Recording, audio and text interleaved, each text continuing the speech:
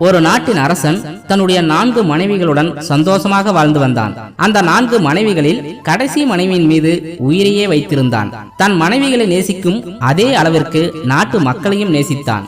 நாட்டில் ஏற்படுகின்ற எந்த பிரச்சனையாக இருந்தாலும் தன்னுடைய அறிவாலும் புத்திசாலித்தனத்தாலும் சிறந்த முடிவுகளை எடுத்து நாட்டை சீரும் சிறப்புமாக ஆண்டு வந்தான்.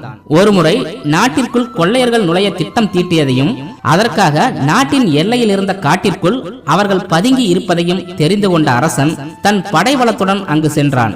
2 நாட்களாக கொட்டும் பனியிலும் விஷப்பூச்சிகள் உலாவும் காட்டிற்குள் தங்கி மொத்த கொள்ளையர்களையும் பிடித்து சிறையில் அடைத்தான்.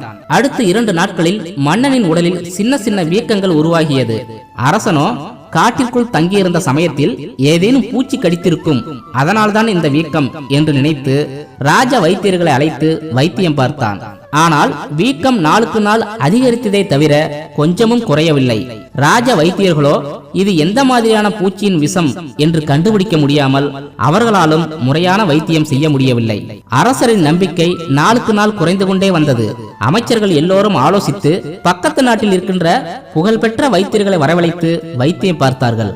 ஆனால் எந்தவித முன்னேற்றமும் ஏற்படவில்லை. அரசர் உடல் அளவில் மட்டுமில்லை, மனதளவிலும் சோர்ந்து விட்டார். அரசரிடம் இருந்த கடைசி நம்பிக்கை இறைவன் மட்டுமே. இறைவனை நினைத்து மனதார பிரார்த்தனை செய்தார். அரசரின் வேதனையை பார்த்து இறைவன் அரசரின் முன் தோன்றினார். இறைவா, எனக்கு ஏன் இந்த மரண வேதனை? இப்படி நோயினால் படுத்த படுக்கையாக இருக்கும் அளவிற்கு நான் என்ன பாவம் செய்தேன் என்று இறைவனிடம் கண்ணீர் விட்டான். அரசனின் இறுதி காலம் நெருங்கியதை உணர்ந்து கொண்ட இறைவன் அரசனை சிறிது நேரம் ஆறுதலாக தன்னுடன் அணைத்துக் கொண்டார். இறைவனின் அரவணைப்பு அரசனுக்கு மிக பெரும் ஆறுதலாக இருந்தது. மகனே, வாழ்க்கையின் ரகசியத்தை நீ முழுமையாக தெரிந்து கொள்ள வேண்டும். இங்கு பிறப்பவர்கள் அனைவரும் ஒரு நாள் நிச்சயம் மரணத்தை ஏற்றுக்கொள்ள வேண்டும். அதுதான் உலக நியதி. மனிதர்கள் செய்கின்ற தான தர்மங்கள் அவர்களின் மரண நாட்களை கொஞ்ச நாள் தள்ளி போடுமே தவிர ஒரு நாள் மரணம் என்பது நிச்சயம் நடந்தே தீரும். இங்கு ஒவ்வொருவரின் கணக்கின்படி மரண நாட்கள் குறிக்கப்படுகிறது. அதன்படியே உன்னுடைய வாழ்நாள் இன்னும் 5 நாட்களில் முடிய போகிறது. அதை நீ ஏற்றுக்கொள்ளத்தான் வேண்டும் என்று கூறிவிட்டு இறைவன் அமைதியாக இருந்தார். இதை கேட்ட அரசன் கண்ணீருடன், இறைவா, நான் இறந்துவிட்டால் என்னையே நம்பியிருக்கும் என் மனைவிகளுக்கும் நாட்டு மக்களுக்கும் யார் பாதுகாப்பு என்று வேதனைப்பட்டான்.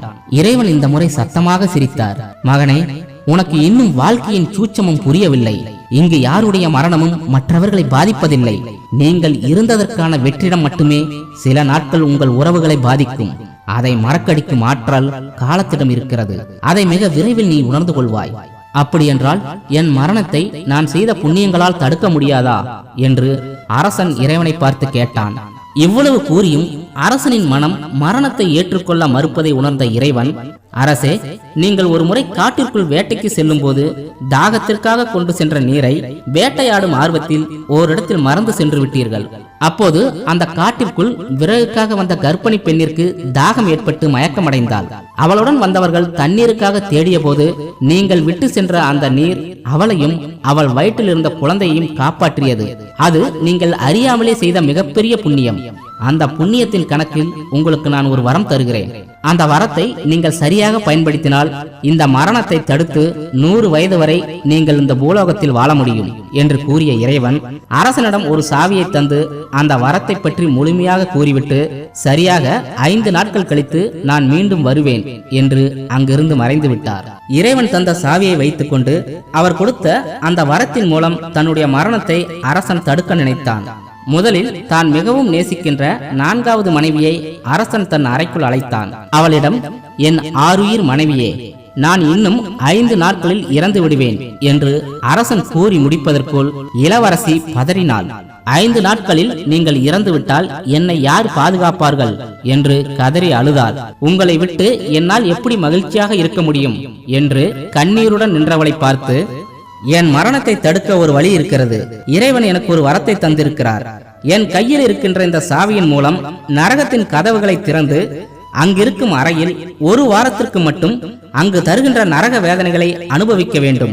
அப்படி 1 வாரம் இருந்தால் என்னுடைய மரணம் தடுக்கப்பட்டு நான் இந்த பூலோகத்தில் 100 வருடம் உயிருடன் வாழ முடியும். ஆனால் அதற்கு ஒரே ஒரு நிபந்தனையை மட்டுமே இறைவன் விதித்தார். அது என்னவென்றால், எனக்கு மனைவியாக அமைந்த 4 பேரில் யாரோ ஒருவர் என்னுடன் அந்த நரகத்தை 1 வாரம் அனுபவிக்க வேண்டும் என்பதே இறைவன் விதித்த நிபந்தனை. அதனால்தான் என் மீது அதிக பாசமாக இருக்கும் உன்னை தேர்ந்தெடுத்தேன் என்று அரசன் கூறி முடித்தார். இதையெல்லாம் கேட்ட இளவரசிக்கு தலை சுற்றியது. அவள் கொஞ்சமும் யோசிக்காமல், உங்களிடம் இருக்கும் செல்வத்தை பார்த்துதான் நான் உங்களை 4ஆவதாக திருமணம் செய்து கொள்ள விரும்பினேன். மற்றபடி உங்களின் மீது அன்போ அக்கறையோ எனக்கு கிடையாது.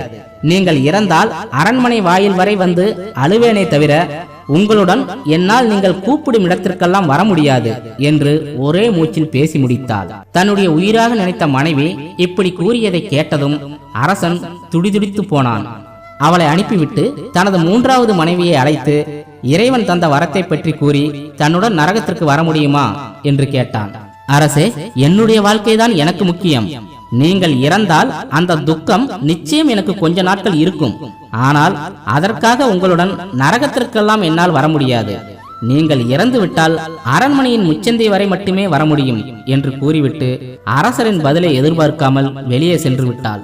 இப்போது அரசரின் மனம் பெரிதாக வருத்தப்படவில்லை. அடுத்ததாக 2வது மனைவியை அழைத்தான். அவளிடமும் வரத்தை பற்றியும் நரகத்தை பற்றியும் கூறி என் மரணத்தை உன்னால் தடுக்க முடியுமா என்று கேட்டான். 2வது மனைவி தன் கணவன் இறந்து விடுவான் என்பதை அறிந்து வெகு நேரமாக அழுது கொண்டே இருந்தாள். மற்ற இருவரை விட இவளின் அழுகையை பார்த்த அரசனுக்கு நிச்சயம் இவள் தன்னுடன் வருவாள் என்ற நம்பிக்கை மனதிற்குள் ஏற்பட்டது. சிறிது நேரம் கழித்து, அரசே, நான் உங்கள் மனைவியாக இருந்தாலும் எனக்கென்று சில உறவுகள் இருக்கிறார்கள். நான் உங்களுடன் சந்தோஷமாக மட்டுமே வாழ வேண்டும் என்று நினைக்கும் என் பெற்றோர்கள் இதற்கு ஒருபோதும் சம்மதிக்க மாட்டார்கள். நான் உங்களுக்காக சுடுகாட்டிற்கு வந்து உங்கள் உடல் எரியும் வரை மட்டுமே இருக்க முடியும் என்று கூறிவிட்டு வெளியே சென்று விட்டாள். அரசரின் மனம் இப்போது மிகவும் அமைதியாக இருந்தது. நான் இறந்து விட்டால் இவர்களின் நிலை என்னவென்று நினைத்தேனே, ஆனால் இங்கு எல்லோருக்கும் ஒரு வாழ்க்கை இருக்கிறது என்பதை புரிந்து கொண்டேன் என்று மனதிற்குள் நினைத்துக் கொண்டான். தான் ஒருபோதும் அன்பாகவோ பாசமாகவோ பார்த்து கொள்ளாத முதல் மனைவியை இப்போது தன் அறைக்குள் அரசன் அழைத்தான். மற்ற மனைவிகளிடம் கூறிய அதே விஷயத்தை இவளிடமும் கூறினான். இதை கேட்ட முதல் மனைவி சிறிதும் யோசிக்காமல், உடனே கிளம்புங்கள், நரகத்திற்கு செல்வோம்.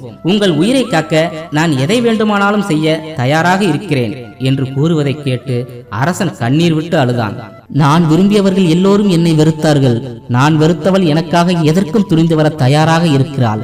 ஆனால் என்னுடைய சுயநலத்திற்காக இவளை தண்டித்தால் நிச்சயம் நான் மனிதனாக பிறந்ததற்கு எந்த அர்த்தமும் இருக்காது என்று மனதில் நினைத்த அரசன் தன் மனைவியை அருகில் அழைத்து அவளின் நெற்றியில் அழுத்தமாக ஒரு முத்தத்தை தந்தான்.